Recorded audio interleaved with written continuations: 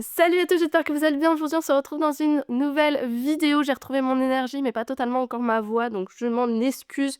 Ça risque encore d'être un petit peu, comment dire, chaotique. Mais écoutez, c'est pas grave, je risque de tousser aussi parce que là, c'est la fin un petit peu, donc j'expie un petit peu les microbes un peu partout. Bon, vous êtes pas à côté de moi, donc ça devrait le faire. Bref, qu'est-ce que j'ai à vous dire? Je vais vous dire beaucoup de trucs. Vous avez vu quelques plans hier. J'étais à la rencontre Babelio pour ce livre qui est Les fleurs du crime de Monsieur Baudelaire, Nadine Monfil, publié chez éditions Verso. Pour tout vous dire, Rencontre Babelio m'a un peu réconciliée avec le livre. Enfin, je sais pas, en fait, j'ai eu envie de penser à ce livre, on va dire, de façon plus ouverte. Peut-être que je m'étais un petit peu fermée.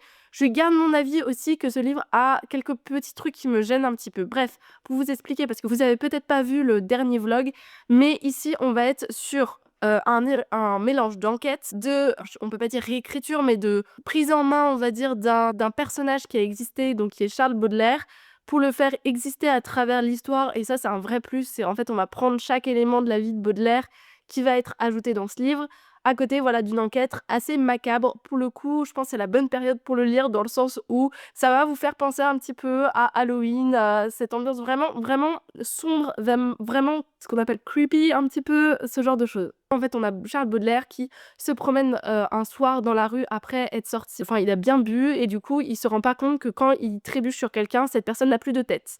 Et plus tard, en fait, il va être poussé par quelqu'un à mener l'enquête et en fait, ce quelqu'un, Baudelaire l'identifie un peu comme le diable, sauf que nous, on sait pas trop qui c'est. Plein de personnages vont tourner un petit peu autour. On va avoir quelqu'un qui va venir apporter un peu des choses à Baudelaire. On va avoir également un enquêteur qui, va être là et qui va aussi mener l'enquête, mais qui est mêlé aussi à cette enquête un petit peu. Tous les personnages sont sombres et on va aussi suivre la maîtresse de Baudelaire qui est Jeanne Duval, personnage assez emblématique de cette histoire et je pense qu'il y aurait beaucoup de choses à dire. Je pense que c'est le personnage que je préfère. Les points un petit peu négatifs que moi avec lesquels j'ai du mal, je trouve ce livre assez misogyne. C'est justifié par le fait qu'il y a l'époque et il y a aussi le fait que Baudelaire lui-même était misogyne et même Jeanne Duval, donc qui est sa maîtresse, son amante, le dit très clairement. Elle dit: «Je sais qu'il est misogyne, mais moi je l'aime quand même». Enfin, c'est un peu le message et c'est un truc qui me gênait personnellement, moi, de voir de la misogynie dans les livres, surtout les livres actuels. C'est assez compliqué. Hier, lors de la rencontre, l'autrice, elle a dit quelque chose qui, souvent, peut un petit peu m'énerver, du style, aujourd'hui, on peut plus appeler un chat un chat. Le fait de dire il y a des trucs qu'on peut plus dire. Alors moi, j'irai pas jusqu'à ce livre. Je pense que tout ce qui est écrit dans ce livre, on peut le dire. C'est juste la manière de le dire qui, parfois, peut être un petit peu compliquée et c'est là où il faut faire assez attention. Moi, ça me gêne. Je sais qu'il y a d'autres personnes qui liront ce livre et qui se diront: «Bon, c'est pas grave, c'est une question d'époque» et ce genre de choses. C'est pas à chaque chapitre, c'est pas à chaque page, c'est certaines remarques que je peux relever. Le deuxième truc qui peut me gêner, c'est l'aspect très macabre. Parce que, autant, il y a des livres, ça me dérange un peu moins, mais cet aspect macabre il me permet pas de lire le livre d'une traite, vous voyez? Il va me faire repenser aux trucs un peu gore, un peu horribles et tout. Bon, c'est la bonne période, franchement, je pense que je l'aurais lu à un autre moment, ça aurait été plus compliqué pour moi. Mais voilà, ça peut me gêner un peu parce que je suis là en mode: ça me dégoûte ce qui est écrit dans ce livre», mais c'est le principe de l'enquête. Les points, on va dire, plus positifs, il y a cet aspect écriture. J'aime beaucoup son écriture. J'ai l'impression que parfois on se perd un petit peu justement dans cette écriture, c'est-à-dire qu'on se perd aussi un peu dans l'histoire de Baudelaire plus que sur l'enquête. C'est vraiment en fait 2 choses différentes. Il y a l'histoire de Baudelaire et sa vie autour et il y a l'aspect enquête qui sont tous les 2 aussi importants. Vous dites pas: «Je rentre dans une enquête», d'ailleurs normale et ça, c'est un deuxième point positif, c'est pas écrit comme n'importe quel thriller, n'importe quelle enquête. C'est vraiment écrit à la sauce Nadine Monfil, à mon avis. Je connais pas exactement l'autrice et je connais pas ses autres écrits, mais elle a écrit pas mal de livres. Elle est d'ailleurs assez connue, c'est une autrice belge. Mais ce que je peux vous dire, c'est que c'est très original dans la manière de mener une enquête et c'est ça qui est un point positif pour moi parce que j'aime pas énormément les enquêtes, les thrillers. Et comme l'enquête est pas supra importante, pour tout vous dire, en fait, c'est pas Baudelaire en tant que tel qui mène l'enquête, c'est plus l'enquête qui est menée et qui est rapportée à Baudelaire et Baudelaire, en fait, il voit cette enquête se mener autour un petit peu de lui et ça, c'est très original. Donc voilà un peu pour les points positifs et puis voir la vie de Baudelaire, voir décortiquer. On parle de sa relation avec sa mère, on parle de sa relation avec son amante, on parle aussi de son mode de vie, du fait que notamment, en fait, que la mère de Baudelaire, en fait, elle lui a, un peu pas coupé les vivres, mais coupé son héritage, avec un notaire. Elle le tient un petit peu en otage parce que Baudelaire est de ce type de personne qui n'est pas raisonnable et qui dépense un petit peu tout. Donc elle se dit: «Le jour où il sera raisonnable, je lui donnerai son héritage». Ce que d'ailleurs l'autrice a dit hier en faisant ses recherches, c'est que finalement jamais il a pu profiter de cet héritage puisqu'en fait, il a été malade avant et il est mort avant de pouvoir vraiment profiter. Donc il a toujours vécu un petit peu dans cette mi-misère, en fait, on me donne de l'argent, je vais tout dépenser dans les plus beaux trucs et puis j'en ai plus, bah, je vais galérer pendant quelques temps. C'est un peu bête dit comme ça, mais j'ai besoin quand je rentre dans un livre de me sentir acceptée dans ce livre et quand on a des réflexions comme ça sur tous les personnages féminins, bah, je me sens pas forcément acceptée. Après, je sais qu'il y a des gens qui ressentiront pas ça en lisant le livre. J'ai eu un commentaire hier sur ma dernière vidéo. Je vais vous lire un petit peu parce que je trouvais ça très intéressant comme réflexion. Alors j'ai pas encore répondu aux commentaires, mais je pense y répondre très bientôt. «Je comprends ta colère à 100 concernant le traitement des femmes, mais je ne peux pas m'empêcher de me questionner à quel point la vision des femmes qui se trouve dans ce récit le sert-elle? Si c'est gratuit, alors c'est inadmissible et inutile. Si ça s'inscrit véritablement dans l'époque, dans l'intrigue et dans la psychologie des personnages, alors on ne peut pas le lui reprocher.» Et ça amène une autre réflexion: les romans doivent-ils n'incarner que ce que l'on aimerait que le monde soit, au risque de gommer la réalité, ou doivent-ils dire le vrai, ou en tout cas une réalité qui existe encore, au risque de nous froisser, de nous faire ressentir de la rage, de la peur, du malaise? Bref, j'adore quand ça chamboule. Je suis totalement d'accord. C'est-à-dire que les livres qui mettent en avant, on va dire, la misogynie pour la dénoncer derrière ou pour amener un message, je suis d'accord que c'est pas la peine de gommer et de montrer la réalité comme quoi tout le monde accepte les femmes, tout le monde accepte le traitement des femmes et qu'aujourd'hui il n'y a plus du tout, on va dire, de discrimination. Je suis d'accord que si tous les livres montraient ça, bah, ce serait un peu triste parce que finalement ça gommerait ce qu'est la réalité aujourd'hui. Maintenant, en fait, dans ce livre, c'est pas que c'est de la misogynie gratuite, c'est juste que c'est de la misogynie parce que Baudelaire était misogyne. Honnêtement, ce qui me gêne véritablement, c'est que dans sa tête à lui, il va par exemple traiter son amante avec des mots ou du vocabulaire que quand tu aimes quelqu'un, tu peux pas le traiter de cette manière-là. Enfin, moi, c'est mon opinion et peut-être que c'est ça qui me gêne profondément. Et puis les autres personnages féminins aussi, elles sont, je sais pas, elles sont, parce que en fait, il y a beaucoup ce monde-là de la prostitution, elles sont ramenées à ça, mais peut-être qu'à l'époque, c'était réaliste. Donc je dis pas complètement que dans ce livre, toute la misogynie est gratuite, je ne pense pas. Je pense que ça illustre une certaine époque, mais moi, ça me gêne et peut-être que ce commentaire a raison dans le sens où ça devrait me gêner, ça devrait me choquer parce que, ça reflète une époque qui était comme ça et finalement, c'est bien que ça ait changé et j'espère que ça changera pour toujours. Enfin, qu'il y aura jamais de remise en arrière et de retour en arrière sur cette situation-là. Donc ce commentaire m'a fait aussi réfléchir et je suis totalement d'accord avec ce qui est dit dans ce commentaire, donc voilà, je vais y répondre et tout. Mais ça amène une bonne réflexion. Juste, j'avais reçu, ils nous ont gâtés vraiment les éditions Verso, pour cette rencontre Babylio, vous êtes au top. J'ai eu toute la box, la boîte que vous avez pu voir dans un book haul que je vous mets ici quelque part. Et hier, en plus, ils nous ont donné une petite confiture. Alors voilà, booktubeuse en carton. Alors, est-ce que ma caméra, voilà, là elle veut bien faire le focus. Je ne sais même pas à quoi c'est une petite confiture. Reine Claude, de la cour d'Orgères. C'est un maître artisan confiture. Bref, on a une petite confiture. Voilà, je trouve ça génial de nous gâter comme ça, franchement. Qu'est-ce que je voulais vous dire aussi dans ce vlog? J'ai commencé aussi un livre audio dont je veux vous parler dans ce vlog spécifiquement, c'est Le Chant de la Reine Corbeau, donc c'est un petit livre audio de Isabelle Lozac où on va se retrouver encore une fois sur une romantasy. Alors en ce moment, après avoir lu Le Pont des Tempêtes, j'ai trop envie de lire de la fantasy et la fantasy en livre audio, c'est mon petit plus, mon petit moment où je suis vraiment bien.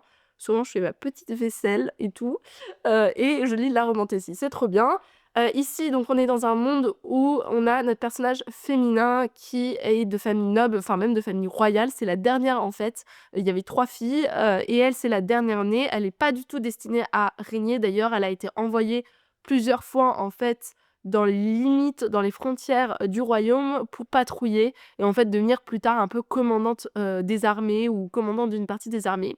Et quand elle est, dans son château en fait, il va y avoir un incendie avec des assassins qui sont venus pour tuer sa famille et elle va être la seule survivante, ce qui va faire qu'elle est désormais l'héritière au trône.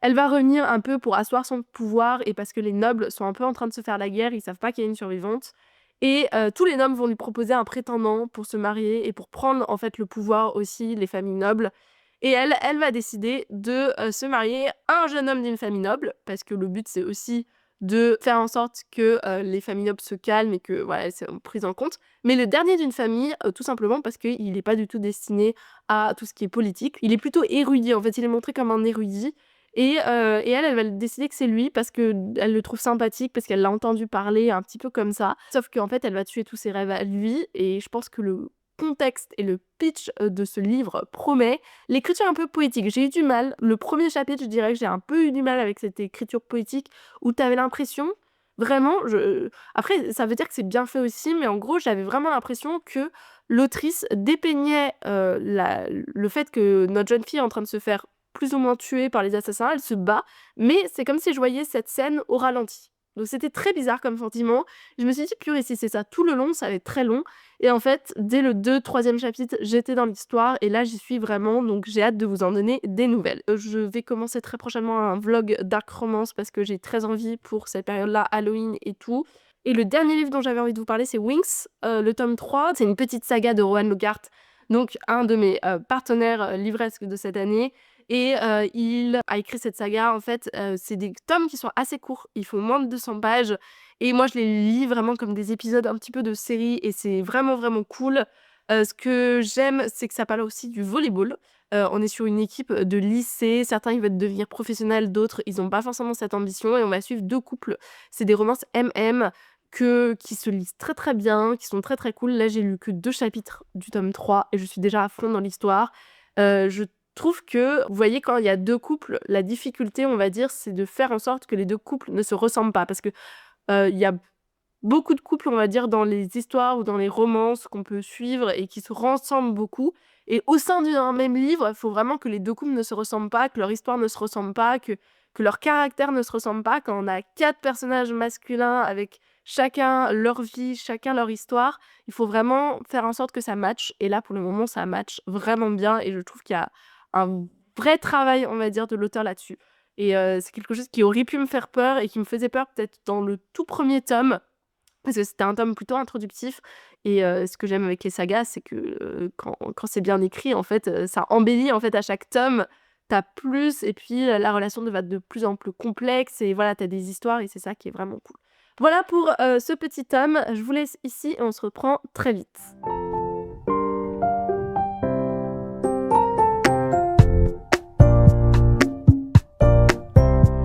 Je vous retrouve après ce week-end, je vous ai pas repris depuis et pourtant j'ai plein de petits trucs à vous dire, à vous montrer et cetera.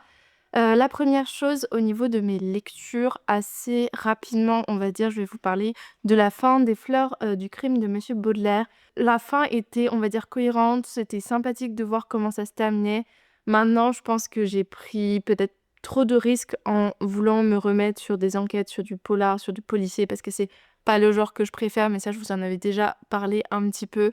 Et je suis restée un peu sur l'idée, alors j'ai trouvé que ça s'était amélioré, mais je suis restée sur l'idée que voilà, il y a une partie très misogyne à ce livre qui m'a pas forcément plu, énormément. Ce que j'ai aimé, c'est la plume, le fait que ce soit assez original dans l'enquête parce qu'encore une fois, ça c'est pas une enquête qui se mène comme les autres, c'est vraiment on passe d'un personnage à l'autre. On suit vraiment chaque personnage, chaque suspect, chaque élément de l'histoire comme dans sa vie, du point de vue du personnage, qu'est-ce qu'il fait et finalement, en fait, j'ai envie de vous dire, c'est même pas l'enquêteur, c'est même pas Baudelaire qui mène l'enquête, c'est vraiment toi parce que tu vois, en fait, on te donne très facilement les révélations, on te donne très facilement le point de vue de chaque personnage et quelle est son intervention dans l'histoire et dans le crime qui s'est passé. L'histoire, la vie de Baudelaire, ça, c'est vraiment je pense que c'est ce qui m'a le plus plu parce que moi, je suis très inspirée par les personnages historiques et par leur petite vie et plus parfois que l'œuvre qu'ils ont fait et ça, c'était plutôt cool. La semaine dernière, par exemple, je suis allée au château de Sceaux et j'ai vu, la partie, on va dire, un peu plus historique du château parce qu'il y a plusieurs expositions et notamment à qui a appartenu le château. Donc tout d'abord, c'était à Colbert, puis ensuite, c'était à d'autres personnages comme les ducs, enfin, le duc et la duchesse de Trévis et c'était très intéressant de voir, en fait, l'histoire, d'un château, d'un bâtiment qui, d'ailleurs a été rasé et reconstruit. Donc voilà, en fait, c'est cette partie-là, je trouve, qui me plaît le plus et c'est aussi ce que je cherche un petit peu parfois dans les lectures. Donc c'est pour ça que je suis quand même contente d'avoir découvert ce livre parce que le point de vue et l'histoire de Baudelaire, je la connaissais pas très bien et c'est vrai que là, on l'a et en fiction, donc c'est assez intéressant. J'ai aussi avancé et ça, c'est aussi une très bonne découverte de Isabelle Lauzac, donc Le chant de la reine Corbeau. Ce que j'aime particulièrement, c'est la partie, on va dire, où notre personnage masculin, il ressemble pas aux autres personnages masculins déjà des autres histoires qu'on peut trouver. Ils ont vraiment joué sur la dualité entre il la déteste parce que, bah, elle a ruiné tous ses rêves et de l'autre côté, on va avoir la partie où, il l'aime bien parce qu'il sent qu'elle est un peu isolée seule, qu'elle s'est construite cette façade et cette dureté que ses parents lui ont appris parce que justement ses parents étaient très sévères, très durs envers les nobles et que du coup elle pouvait faire confiance à personne. Surtout que dès le début, on sait qu'il y a des gens qui veulent la tuer. Donc forcément, elle a cette barrière et lui, il est le seul qui peut vraiment l'aider et ça, c'est très intéressant. Enfin, vraiment, je suis excessivement, surprise positivement de ce livre et j'ai hâte de voir comment ça va continuer. Là, on est dans un moment où, notre personnage masculin, il essaye de parler avec ses parents, sauf qu'il sent qu'il y a une petite rupture avec ses parents parce que ses parents ont, voilà, cette vision de la noblesse de penser qu'à leur propre intérêt, penser à ce qui ferait bien pour sa famille, alors que lui, il va commencer à penser au royaume, à penser à essayer de protéger un maximum de personnes et voilà, c'est très intéressant. Donc je pense que ça va faire des étincelles et ça va bien me plaire. J'avais aussi, il y a quelque temps et je vous avais pas montré ici, j'ai, acheté 2 livres d'occasion, à Gilbert. En fait, on se promenait avec ma maman et on a vu qu'il y avait, une boutique d'occasion et c'est vrai que, bon, moi, je suis un peu portée sur les livres, vous me connaissez. J'allais voir s'il y avait des choses qui me plaisaient et il y a eu ces 2 petits livres. Donc, le 1er sur lequel je suis tombée, bon, il est assez abîmé et c'est un tome 2 et j'ai pas le tome 1.